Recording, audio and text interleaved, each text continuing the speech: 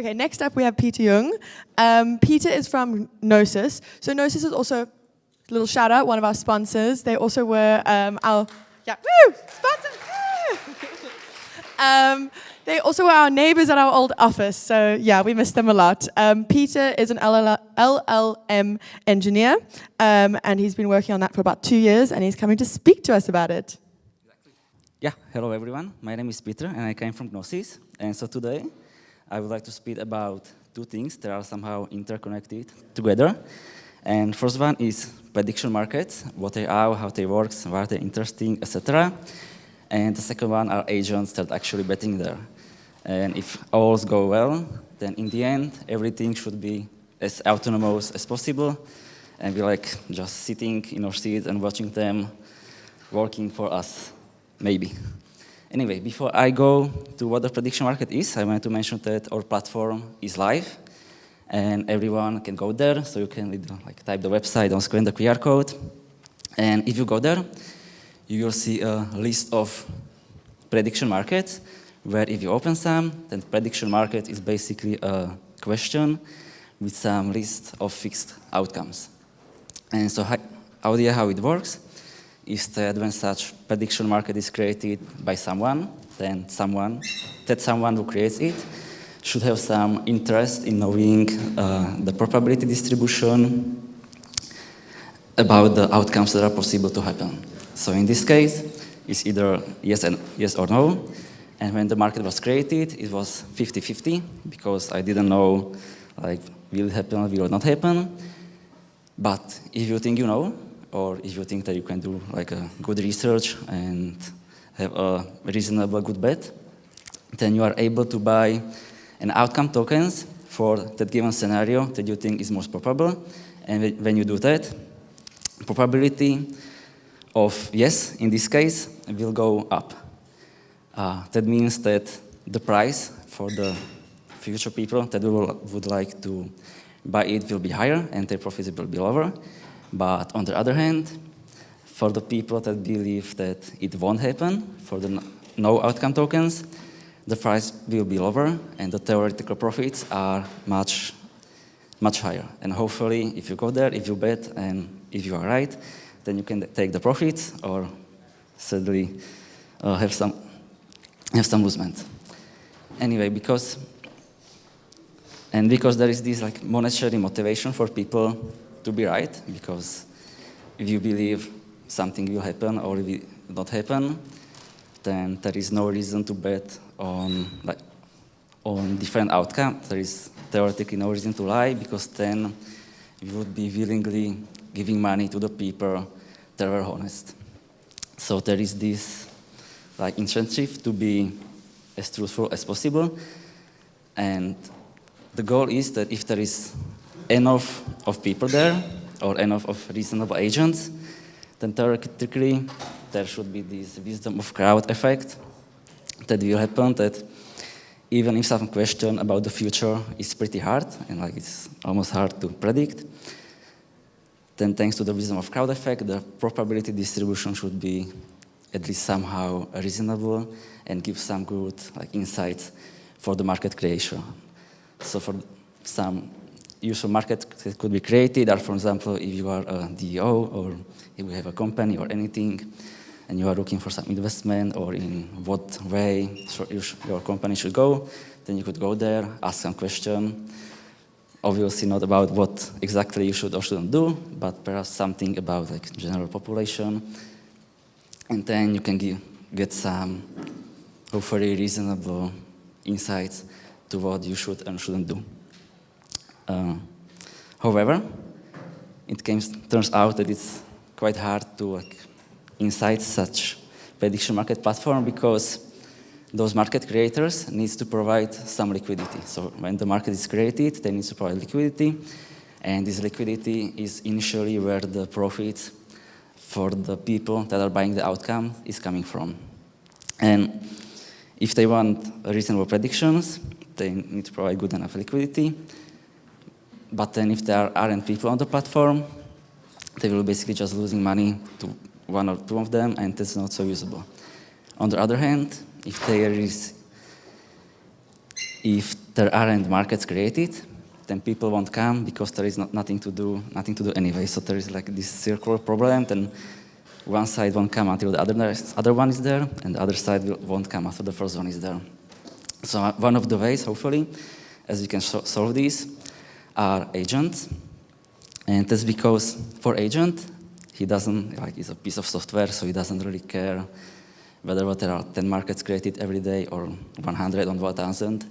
And because it's a piece of software that's quite efficient, it doesn't care if there is a 1 cent profit per market, $1 or $100. It can just scan the markets, do the research, bet on it, and that's it. And people that are like operators of these agents that are created it, just sitting in the back, agents is doing the work, making the predictions, and therefore,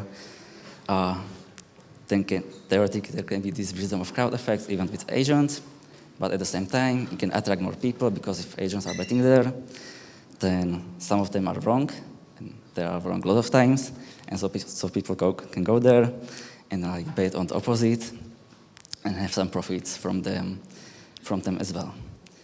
And so what's an agent in this case is that usually in the past, when like someone was talking about agents, they were talking about some piece of software that is acting in some environment, and this environment is giving some reward, and that piece of software was supposed to somehow update its internal state in order to give better actions in the future. So agent does some action, environment gives either positive or negative reward, and based on that, in the future, again, should be getting better and better and better.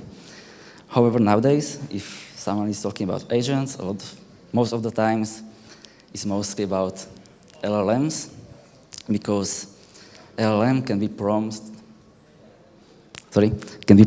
to behave in some certain way. So in the case of this, on the one on the screenshot, it's prompted to be a data analyst, and it's prompted to be like to give some good insights about the market's question. And that's very useful because such agent can be used either by humans or other agents. So it will go there, it will create some research report, and the human or the other agent can use that to do a bet. However, in this case, such agent isn't really improving in any way, but as I will show on the next slides, that's where we also would like to go, because sooner or later, this prediction market will get resolved, and there is a very real reward for the agent, either positive if he makes profit, or negative if he loses money. So we could use this to make them better and better over time. And how it turns out is that it's pretty hard task, because I guess everyone used ChatGPT, and when people are using ChatGPT or some other LLMs nowadays, then a lot of times they tends to lie, or will output some code that's bugged or whatever, and it needs to be fixed. And it's totally fine if some user, some human is using ChatGPT, because he should be aware of it, just read what's important, read what's right, fix the code and iterate on it. But in this case, because everything should be agentic and autonomous, if the research is wrong, for example, or if the betting strategy is wrong, it will lose money, and no one wants that. So everyone wants to make money, and that's a hard task to do. And it turns out that nowadays there is hundreds or tens, maybe hundreds of benchmarks for LLMs, and what's happening is that a lot of LLMs, if not most of them, are closed source, closed data, so companies are not really giving out the data it was trained on. They are not giving the method it was trained with, etc. And if there is some benchmark, it's happening quite a lot that the model itself is actually trained on the benchmark, on the data in this benchmark. And it can be a mistake, because if you just scrap all the internet, it's pretty reasonable to expect that the benchmark data will be somewhere. On the other hand, it can be also malicious actions by the company behind the LLM, because if they train on the benchmark data, then they can say that our LLM is the best because on these benchmarks, we are the best, and that's it. However, with prediction markets, it's not so easy anymore because they are by nature about the future. So there is no way to overfit on the data because every day there are 10 or 100, I don't know, new prediction markets created, and they are again about the future. So even if somebody came, like overfit on this past data, it doesn't really help because in the future it will be something else. So except for the like this agentic and wisdom of crowd effect, I think there is also a very nice use case to use this as a benchmarking, and we have a library for that, so I will show it a bit later.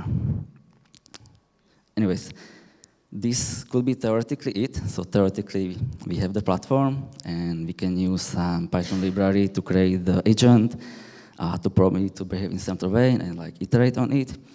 But we would like to take this to a little bit further and in a little bit more research-oriented way, where instead of having a fixed agent with some fixed prompt, with some fixed behavior, that's using, I don't know, some fixed set of tools in our code base, because I should have mentioned earlier that just the LLM alone is not enough. So if you have some fixed LLM, for example, ChatGPT, when it was released, and you would ask it about, will it rain tomorrow? There is no way for him to basically know it because it was trained with data up to 2021 or something. But in any case, there is no way for him to know about the future. So the LLM, or any agent, needs an access to internet and access to some real-world data that he can use and that he can reason about to do the future prediction. And instead of having a fixed set of tools in our code base that agent would use, we are creating this marketplace where the agent can fetch all the tools and decide which one should be used. So for example, right now, there is like a Google search and some other stuff, but any developer could theoretically come and say that, hey, I have this, I know, Bing instead of Google, or Brave Search instead of Google, or whatever, or perhaps some other tool that should be useful for the agent. And when it comes to, like, if it's true, then the agent is paying for that. So the tool is somehow monetized, and the agent is doing this on-chain. So it's paying in crypto to the tool creator. And then, like, it's helpful in two ways. First, the agent will be better, hopefully. If not, he will not use it. And if it's better, then the tool creator can get paid. Then, second point is that instead of just having some agent or some LLM and running him against one market, you want him to run somehow continuously 24/7. So instead of giving him the question, waiting for the output, and then say place the bet, it should run 24/7 and should really like decide on its own about what's the next action. So the action can be fetch the market. If there is something interesting, it should place the bet. If there is not, it can go and look into the marketplace.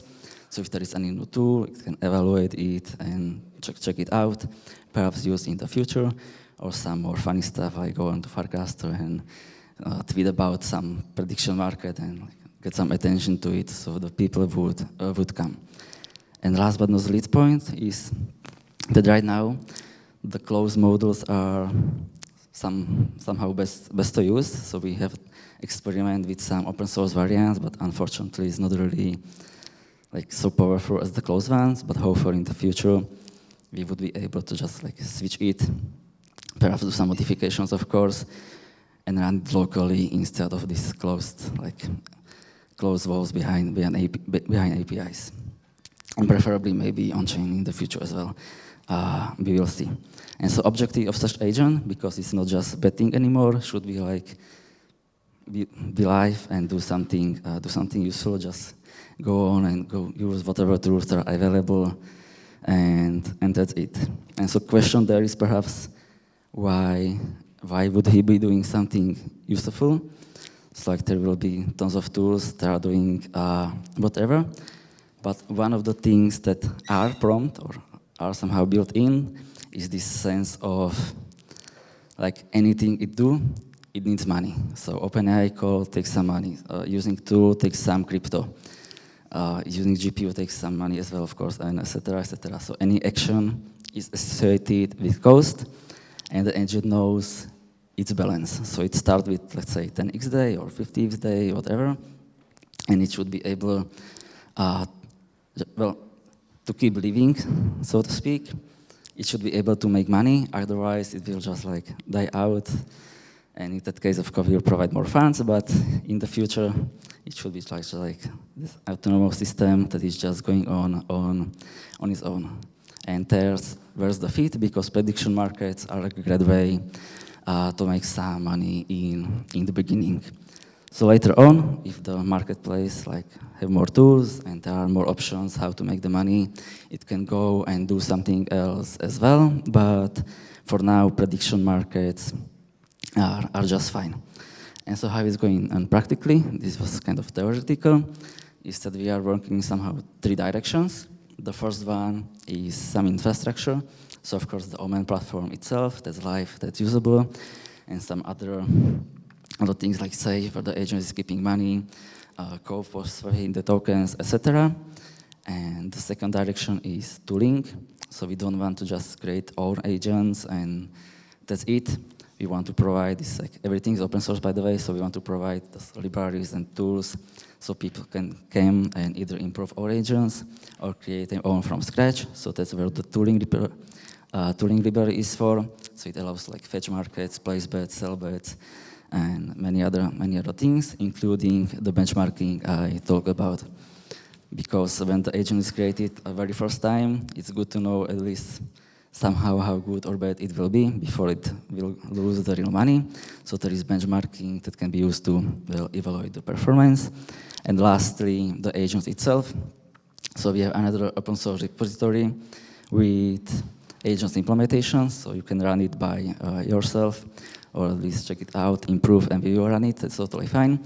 And also a few web page powered by Streamlit demos, where you can play with the agents itself. So not placing bets, but you can go there and ask a question and see how the agent is reasoning about it. And lastly, we have also this Dune dashboard, where all the agents that are currently placing bets on Omen are listed, and you can check out the accuracy, how much money they bet on, how much they won, how much they lose, what types of markets they are betting on what questions, what are the answers, really anything. Any agent that will be on Omen should be eventually there to check it out. Yeah, and that is from my side. So, yeah, thank you.